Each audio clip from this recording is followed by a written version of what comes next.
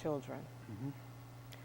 If people have a passion about life, somewhere along the line, they're going to find time to make sure that they also work in some way That's correct. with children. Exactly. Let's talk Exactly. about the work that you're doing with children. Okay. Basically, I'm working with the Indianola School District. We have a after-school program called Project Success. And what that stands for is students undertaking curriculum and career enhancing study skills. I coined that phrase to serve as the center and focus and foundation of the grant program.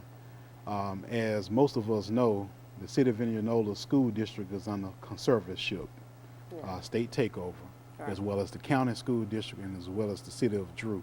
So the climate of education in the public school system in Indianola is kind of substandard right now. So Unfortunately, throughout the Delta. throughout the Delta, that is correct.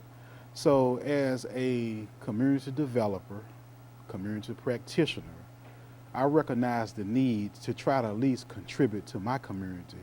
And so under Dr. King David Rush, the former superintendent of the Indianola School District, I sold this project to him and this idea that I had, and he gave me the green light. And so the grant was written about 2 years ago, and it was funded through the Mississippi Department of Education for a 5-year project. They awarded us $1.2 million to do after-school work at Merritt Junior High School and Gentry High School. Basically, the project addresses subject area testing. It allows for extracurricular activities such as taking kids to career fairs, to different universities, to help kids reach and fulfill their talents. You have a lot of kids that have a lot of talent in the community, but they don't have any opportunities to exercise those talents. And then one of the toughest things is that when you have a school district that is under state takeover, then the spending is streamlined. So things that they used to could pay for or allow kids to do, they can't do it anymore because of financial reasons. And so the project is really an outreach project to allow the students to fulfill themselves while it focuses on academics as well as enrichment. To teach kids, young males, it's not cool to wear your pants down. Oh, please teach them that. Please, please. What is the purpose of that? And to teach them I'm embarrassed. how to open a door for a young lady. Thank you. To teach them that when you go to a professional event and you're having dinner, what utensils to use, how do you eat, how do you speak. Proper table manners. That is correct. Manners. So all of those things we're working on, which are considered basic in some households, but you do have a lot of broken families and you do have a lot of single families that traditionally kids don't have that opportunity to get those life enrichment lessons that would carry them through life. And so we are trying to target that as well.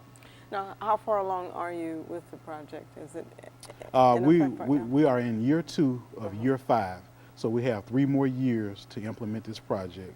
And Ms. Sherby Hale, which is the counselor at Merritt Junior High School, is the project director. Mr. Michael Wilson, the assistant principal at Gentry High School, is the assistant project director. And I serve as the grant administrator to ensure that the program is meeting the objectives set forth and to make sure that the fiscal spending is according to what was written in the grant. So where does it operate? Where do you hold your sessions, and how does that work? We go 4 days a week.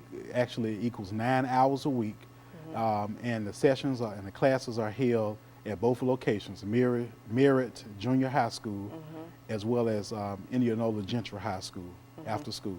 Every day? For 4 days a week. Oh, okay. Sometimes they meet Monday, Tuesdays, Wednesdays, and Thursdays.